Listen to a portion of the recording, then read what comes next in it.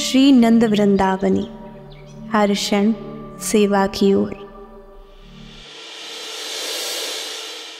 स्वामी प्रभुपाद के विचार और शिक्षाएं, एक दिव्य जीवन का मार्गदर्शन। प्रभुपाद जानते थे कि हर कोई पवित्र नाम की कृपा पाने का अधिकारी है और वे इसे अपना कर्तव्य मानते थे कि अपने गुरु की सेवा में कृष्ण भावनामृत को बिना किसी भेदभाव के सभी को वितरित करें।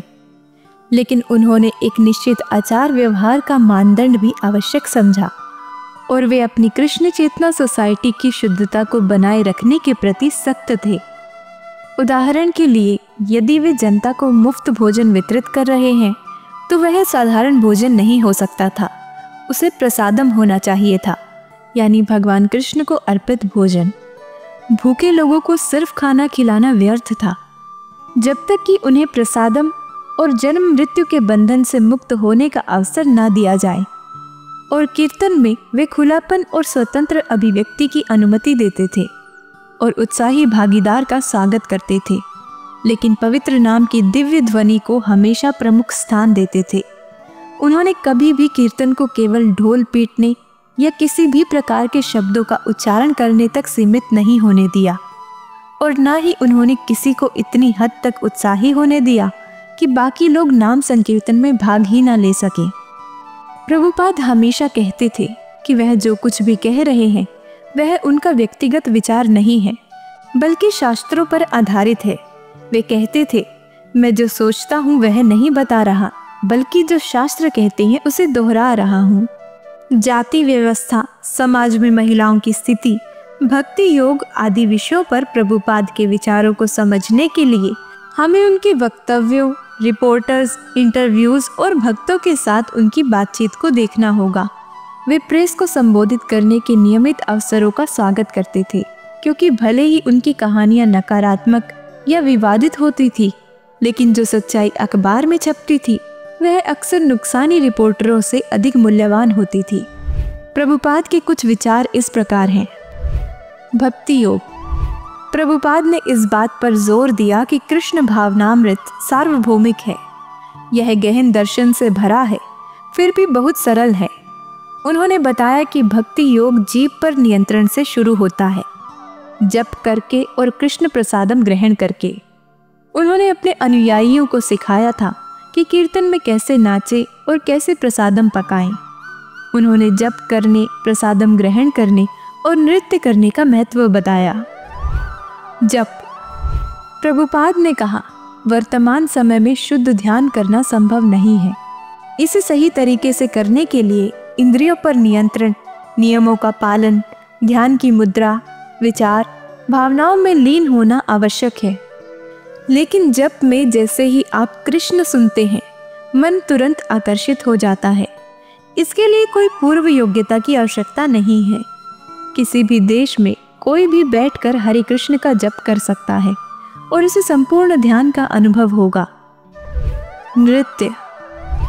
प्रभुपाद ने कहा, मेरा अनुरोध है कि आप इस कृष्ण चेतना आंदोलन को अपनी सारी समझ और ज्ञान से परख कर समझें। इसे अंधविश्वास से स्वीकार ना करें। हमारे पास भगवान चैतन्य की शिक्षाओं की पुस्तक और अन्य कई पुस्तकें हैं, इन्हें पढ़ने का प्रयास करें। और हमारी पत्रिका बैक टू गॉडहेड भी है। हम केवल भावुक लोग नहीं हैं कि बस नाचते रहते हैं। इस नृत्य में भी गहरी समझ है। यदि आप हमारे साथ नाचेंगे तो आपको इसका महत्व महसूस होगा। यह कोई पागल लोगों का नृत्य नहीं है। सबसे बुद्धिमान लोग इसमें भाग लेते हैं और यह इतना सरल है कि कोई एक बच्चा भी इसमें भाग ले सकता है। ध्यान। जब किसी ने ध्यान के बारे में पूछा तो प्रभुपाद ने उससे पूछा, आप ध्यान से क्या समझते हैं? चुपचाप अकेले बैठना, यह कैसे संभव है? इंटरव्यूअर, क्या आपके पास कोई ऐसा अनुभव है कि मन स्थिर रहता है जब आप चुपचाप बैठते हैं? आपको अपने मन को किसी चीज में लगाना होता है। आप इसे किस में लगाते हैं? प्रभुपाद ने उत्तर दिया, हम कृष्ण में मन लगाते हैं। यह सिर्फ मन को संलग्न करने की बात नहीं, बल्कि इंद्रियों से उसे सक्रिय करना है। मन इंद्रियों के साथ क्रिया करता है। आपके मन ने कहा हमें नई शुरू हुई इस्कॉन सोसाइटी में चलना चाहिए, तो आपके पैर आपको यहाँ ले आए। इस प्रकार सोचना, महसूस करना, इच्छा करना, ये सब मन के कार्य हैं। आपको अपने मन को सिर्फ कृष्ण के बारे में सोचना नहीं, बल्कि उनके लिए कार्य करना, उनके प्रति भावना रखना है। यह पूर्ण ध्यान है। अधीनता महसूस करना। एक बार एक अतिथि ने कहा कि वह किसी के अधीन महसूस नहीं करता, इसीलिए उसे किसी के आगे झुकने की आवश्यकता नहीं है। वह प्रत्यक्ष रूप से भक्तों के प्रभुपाद को प्रणाम करने की आलोचना कर रहा था। प्रभुपाद ने जवाब दिया कि यह एक भौतिक रोग है, यह सोचना कि हमें झुकने की जरूरत नहीं है। उन्होंने तर्क देकर दिखाया कि प्रकृति हमें बुढ़ापे, बीमारी, मृत्यु और अन्य कई चीज़ों के सामने झुकने के लिए मजबूर करती है। फिर अतिथि ने पूछा, ठीक है, लेकिन मुझे किसके सामने झुकना चाहिए? प्रभुपाद ने कहा, क्योंकि आपको झुकना ही है, तो आपको यह पता लगाना होगा कि कहाँ झुकने से आपको खुशी मिलेगी, और वह कृष्ण है। आपके झुकने को नहीं रोका जा सकता, क्योंकि आप इसके लिए बने हैं। लेकिन यदि आप कृष्ण और उनके प्रतिनिधि के सामने झुकेंगे तो आपको खुशी मिलेगी। एक शुद्ध भक्त क्या देखता है? उनके एक शिष्य ने उनसे सुबह की सैर पर पूछा, स्वामी जी, एक आध्यात्मिक गुरु या एक शुद्ध भक्त पार्क में चलते हुए क्या देखता है? प्रभुपाद ने उत्तर दिया, वह कृष्ण को देखता है। वह सोचता है कि ये कृष्ण के पेड़ हैं और यह कृष्ण का घर है। वह हर चीज को परम भगवान का हिस्सा मानता है। भगवान की सेवा बनाम समाज की सेवा। अक्सर लोग यह मानते हैं कि भगवान को इतना महत्व देना सही नहीं है और समाज सेवा अधिक महत्वपूर्ण है। प्रभुपाद के ऐसे 2 प्रश्नों पर दिए गए उत्तर यहाँ देखे जा सकते हैं। हरे कृष्ण आंदोलन सामाजिक विरोध में भाग क्यों नहीं लेता? प्रभुपाद, हम सबसे अच्छे समाज सेवी हैं। लोग मूर्ख हैं और हम उन्हें ईश्वर चेतना का सुंदर विचार सिखा रहे हैं। हम सबसे अच्छे समाज सेवी हैं। हम सभी अपराधों को रोक देंगे। आपका समाज सेवा क्या है? हिप्पियों और अपराधियों को जन्म देना? यह समाज सेवा नहीं है। समाज सेवा का मतलब है कि जनसंख्या बहुत शांतिपूर्ण, बुद्धिमान और ईश्वर चेतन हो, उत्तम वर्ग के लोग हों। यही समाज सेवा है। यदि आप चौथे, 5वें, 10वें वर्ग के लोग तैयार कर रहे हैं तो वह समाज सेवा कैसी? हम ऐसा नहीं कर रहे हैं। देखिए, यहाँ एक प्रथम श्रेणी का व्यक्ति है। अवैध संबंध, नशा, मांसाहार और जुआ, उनमें कोई बुरी आदत नहीं है। ये सभी युवक हैं, वे इन चीज़ों के आदी नहीं हैं। यही असली समाज सेवा है। व्यक्ति और भगवान के बीच संबंध पर इतना अधिक जोर क्यों दिया गया है?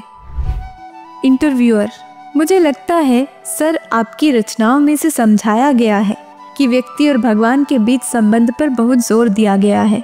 प्रभुपाद, हाँ, यह हर जगह पाया जाता है। इंटरव्यूअर, हाँ, लेकिन उस संबंध पर एक व्यक्ति और दूसरे व्यक्ति के संबंध से अधिक जोर देते हैं। क्या मैं सही हूँ?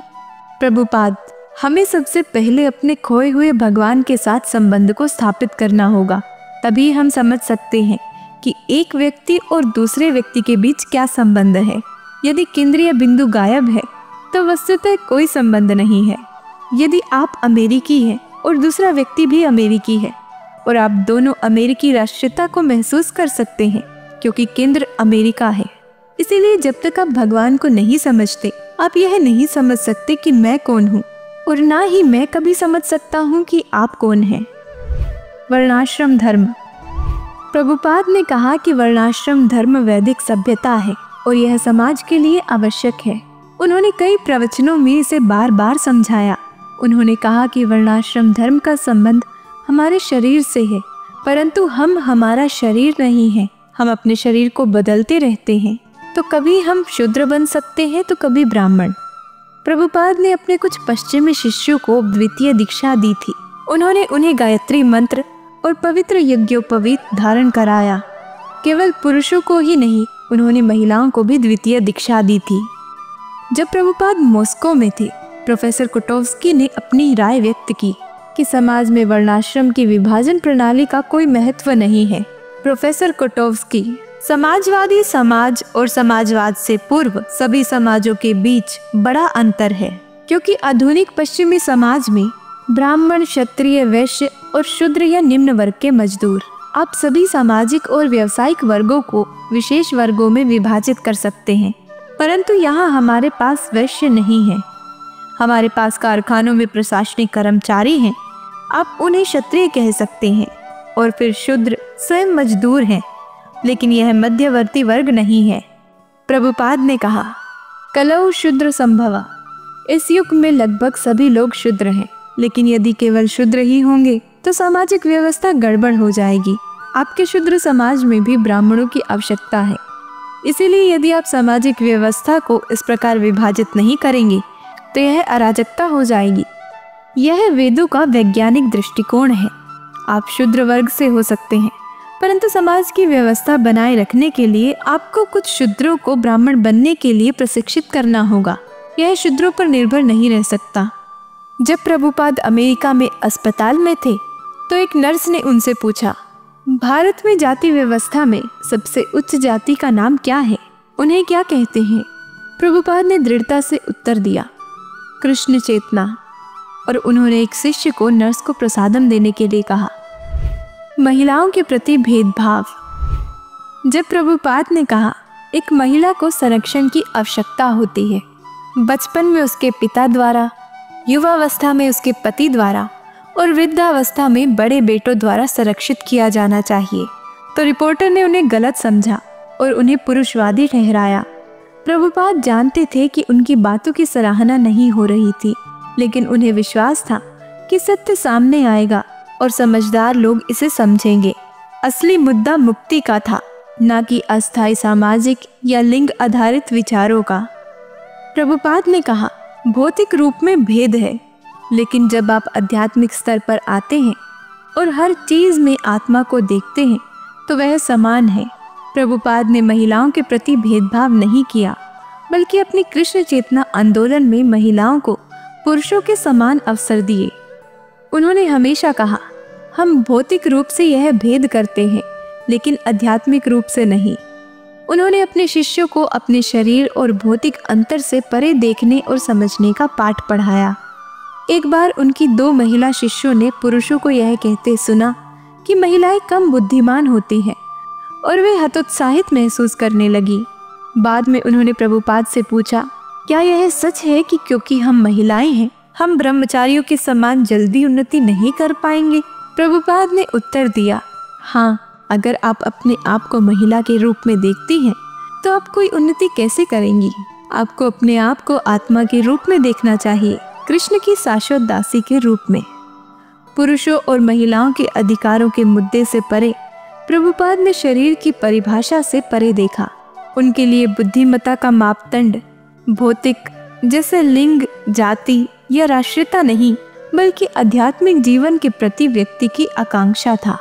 एक महिला भक्त ने प्रभुपाद से महिलाओं की स्थिति के बारे में एक और प्रश्न पूछा और उन्होंने उत्तर दिया, निस्संदेह आप एक महिला नहीं हैं, आप एक भक्त हैं। अगले भाग में देखिए स्वामी प्रभुपाद के पुस्तकों का लेखन और प्रचार, कृष्ण भक्ति का अमर संदेश।